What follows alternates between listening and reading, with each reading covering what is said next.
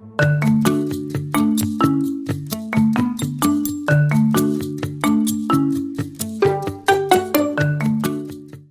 hi, I'm Bernie Jaroslaw with Whitmix, and welcome to Whitmix Quick Takes, which is a chatting forum where we talk to industry leaders, dental laboratory owners, dentists, manufacturers, suppliers, everyone we can talk to within the industry to see how they're getting along during the COVID-19 crisis, and very importantly, how they see the post-crisis dental world. You know, what that will look like after we all get back to work and things hopefully return to at least a new normal. Well, this morning I have Mary Bartlett joining us. Many of you know her, and I'll tell you a little bit about Mary before we start with the chatting. Mary Bartlett has been providing risk management consulting to SafeLink Consulting's client list since 1991. Mary has contributed to and authored numerous educational materials in national publications. Her clients have benefited from her knowledge and experience in dealing with both OSHA and FDA inspectors. Mary's been recognized nationally for her dedication and contributions to worker safety and quality assurance. So Mary, welcome. I'm so glad you could join me today. Thank you. Thank you. Thank you. My very first question to everyone is, how are you doing personally and your family, your loved ones? Everybody healthy, safe, and doing okay? We are. I'm actually kind of enjoying being home. With all my travel, I was on a lot of airplanes and traveling and did that up until 4 weeks ago. So glad to be here. Glad to be reconnecting myself with my husband. That's nice. Yes. We have had one family member who contracted COVID-19, and he was a student finishing his last semester of college in Spain and contracted it over there. And he is now back here, though, and his last test, he tested, negative for COVID-19, but he did get through it, was not real ill, but that's thank goodness, the only event we've had in our family. So good. Through it, trying to stay home and stay away from people, and it's a big change. All you can do, that's for sure. Hopefully we're seeing the light, maybe distant, but there's a light at the end of the tunnel somewhere, and hopefully we will get there, and sooner rather than later. So I have a list of questions for you. I'll just ask you, give me your best answer, and hopefully it'll help those that are watching. Okay. The first question is, what should labs be concerned with about infection control with all the case components that come in from the dental offices? What specifically do you think they need to be concerned about? Well, they need to continue doing what they were doing. They were concerned previously, prior to this, with bloodborne pathogens. And so they were disinfecting, or should have been disinfecting, everything coming in, handling them very safely, whoever's in receiving, during their unpackaging, disinfecting these items. So an additional concern at this point would be, since they showed, some of the information shows that the COVID-19 can live on cardboard. So we're not really sure what surfaces it is viable on. So think about wiping down any of these boxes that are coming in. If you're coming in with paper bags, just throw those away, get rid of those. So that's a little added item to think about when you're in your disinfecting process. Wear the same personal protective equipment that they should have been wearing in receiving, a mask, and I'm not talking about an N95 respirator, like ear loop mask or a mask, safety eyewear. I think a face shield or safety eyewear, maybe a face shield under these circumstances might be a good idea. That way you'd have your mask on and the face shield over that mask, and a gown, something over your street clothes, and gloves. So following what we have always referred to as standard precautions or universal precautions. So we're treating everything as if it is infectious. And this is more important now than ever because of some of the uncertainties of not knowing how long it is viable on different surfaces. So the impressions, anything that's been in a patient's mouth, disinfected, anything that has been in contact with anyone, like I said, the box. Okay? Mm-hmm. Yep, good, great answer. So next, which disinfectants do you think are the best to use to decontaminate the impressions and perhaps the packaging that you're talking about? In most circumstances, the same disinfectants that they've been using. You need to look at the label, and if you see on the label, many of them say coronavirus, human coronavirus. So that tells you right there. And then you want to see the timing for that. Because in the past, we've been looking for it to be tuberculocidal. TB is a bacteria. And if it will kill TB, it would kill those lesser viruses we were concerned about, such as HIV and hepatitis B or hepatitis C. So on the label, if you do not see human coronavirus, then you need to go to the EPA website.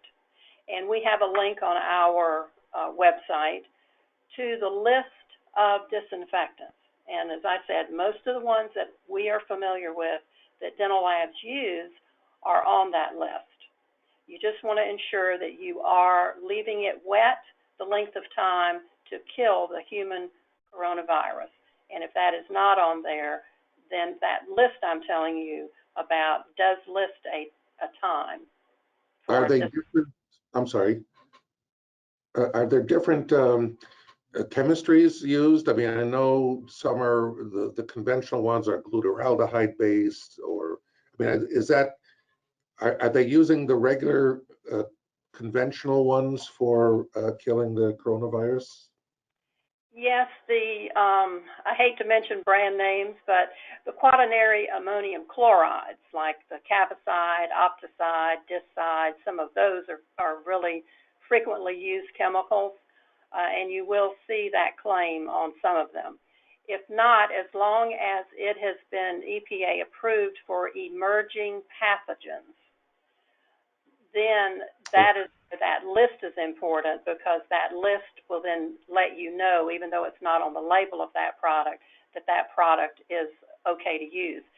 Some people are using sodium hypochlorite, a 1 to 10 mix. So you can look up they can look up information on that and see how to effectively use the sodium hypochlorite.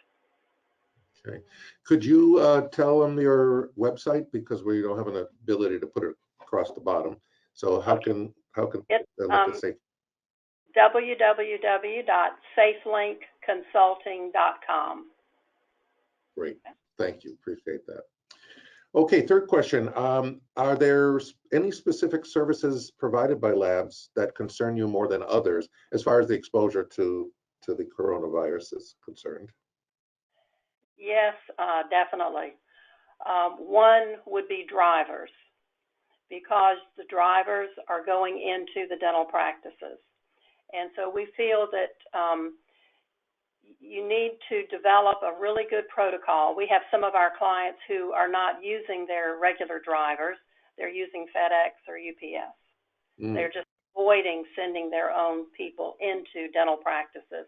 Because sometimes when the driver goes into the practice, they may have to walk through the practice to the back, to the lab to pick up these items. I would say that would be a policy that the lab should establish with the dental practice if you are going to send your own drivers. Ask them to please have those boxes or containers up front so that driver is only walking in, retrieving that, and leaving. Have your driver wear gloves, have a hand sanitizer, wipe down the car. You've just got to go through a complete protocol of thinking, if this vehicle is going to be shared, because part of this is we have to worry about us with contact coworkers with each other. quite honestly, other than what I'm going to talk about now, in a dental lab, that's your major concern, is coworkers being sick and coworkers spreading it among ourselves. So with the drivers, come up with a really good protocol, explain to them, when they bring items into the lab, they're touching these boxes. Maybe they need a container to put them in. And then that has to be wiped down. Get something like Cava wipes or something. But have hand sanitizers in the vehicles, and then have them wash their hands when they come into the lab prior to leaving the lab. The other would be chairside services, because in many cases, dental technicians are going into dental practices. We feel like at this time, if you can cease those services, that is the best thing to do, rather than subject your technician to going into, and they're usually in the treatment room during treatment. So now you're going to have to provide that N95 respirator to that technician. And as you know, those are very difficult to get right now. So that is one of the major concerns in sending them into the dental practice. The third would be shade verifications. If a dentist is sending a patient to the lab, if that can be halted at this point, we feel that is the best step. If it cannot, then the dental laboratory owner should ask the dentist to pre-screen, like they should be doing anyway, the patients, asking them, have they been exposed to COVID-19? Have they been around or living with any family members who have been exposed? To ask them not to send those patients to the lab. So have the doctor do the same kind of screening that they should be doing in the practice before they decide to treat them. And how about taking their temperature? You have every right now to do that, is to take the temperature, yes. Good, yeah.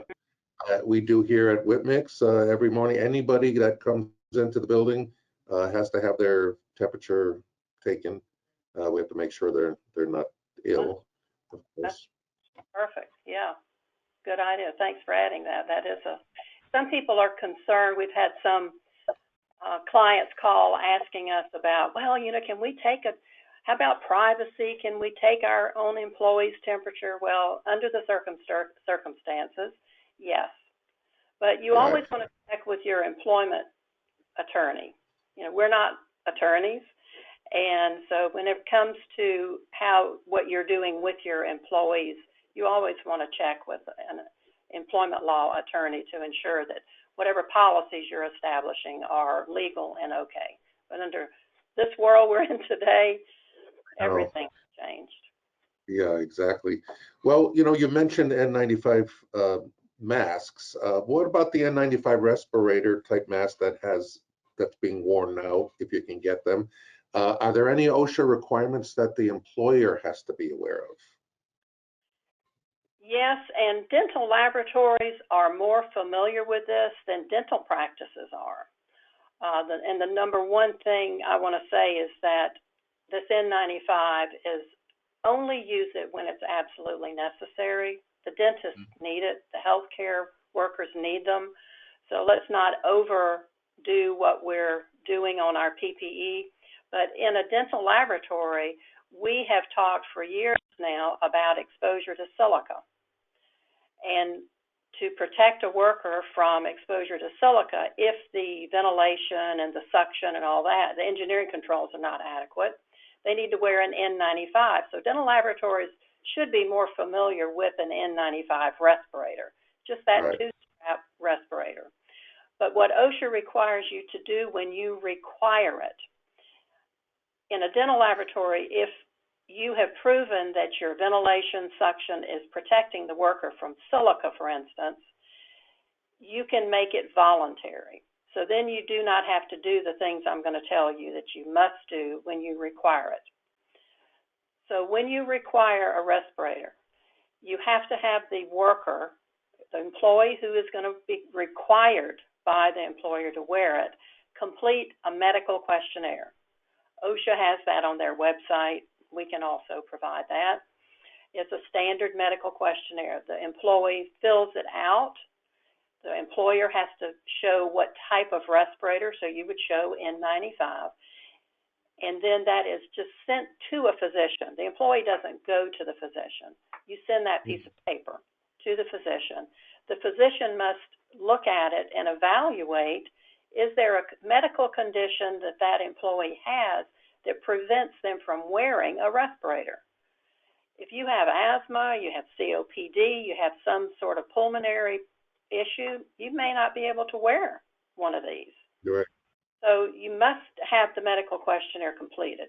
Then the next step, once you determine they can wear them, medically can wear them, you have to fit test it. We all have different sizes and shapes of our faces. One respirator size, you can't just buy a large and think it's going to fit everybody. It may not. I did some testing one time of 9 technicians for one of our clients, and only 3 people passed the fit testing because some of the men had that little shadow of a beard. Well, a respirator does not fit tight enough with that little amount of hair. So you must fit test. The problem right now is you can't get the fit test kits. So what do?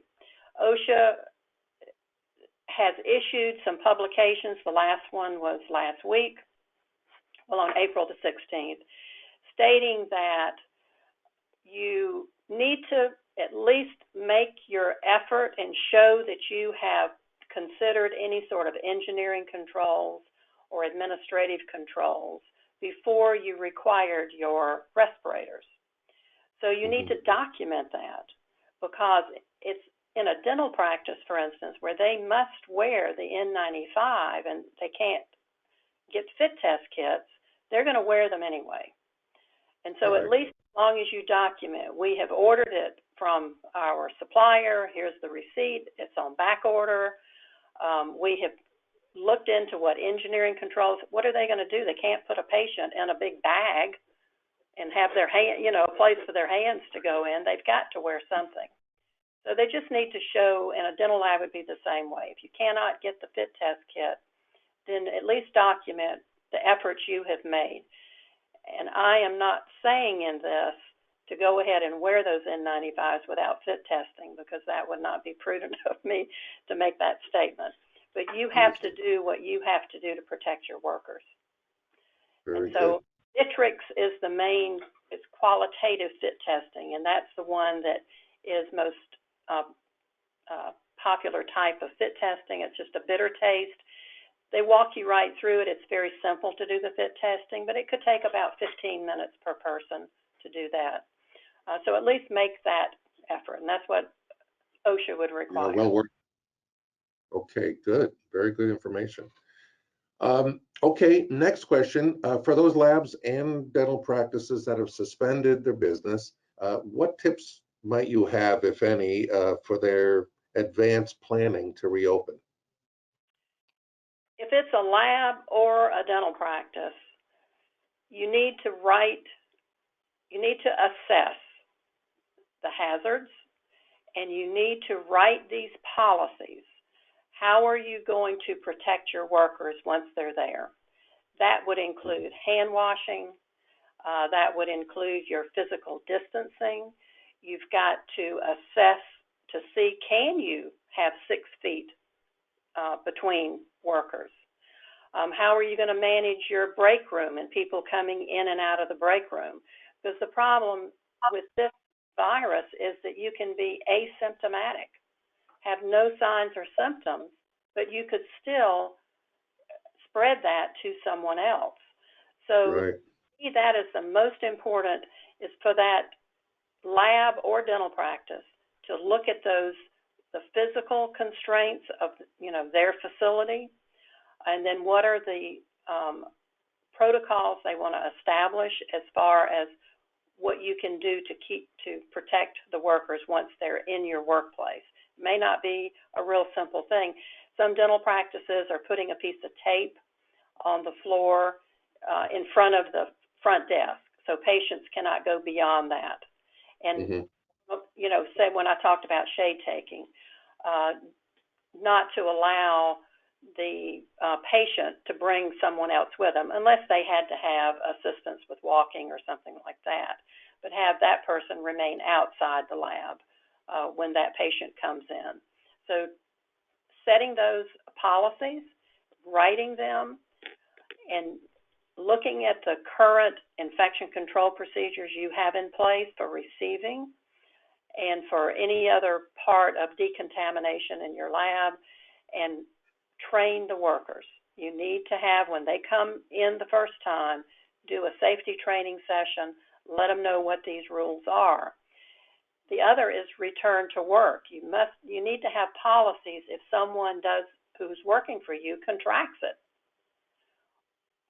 How long do they have to stay away? So, you know, we hear continuous about this 14-day quarantine, or a worker who has been exposed through someone, you know, not in the lab, but someone else. So you need to have all of that decided and written down. And there are some, you can Google some of this and find some pretty good information. But as I said before, make sure your labor attorney is involved in some of that and helps you with that. Great information. You know, I think it's going to be a challenge for a lot of labs in that the benches very often are, you know, made of one piece where two people are sitting just 3 feet, if that, you know, apart from each other. So that may be a challenge for some, but I think there's enough creative lab owners out there that they'll be able to work that out. I hope, at least. So, okay, you know, I could go on for a long time, and I think maybe we could even consider doing a second one of these in 4 or 5 weeks from now, when we hope things are very different and maybe we are returning to somewhat normal situation. So I thank you very much for joining me today. I know you just gave us a ton of very important and useful information, and I know our dental laboratories will be appreciative of that, and I certainly am. So always good to see you, Mary. I look forward to talking with you again sometime very soon. Okay, Bernie, thank you so much, and I appreciate this opportunity. Be safe. Okay. Be safe yourself. Stay healthy. Bye-bye.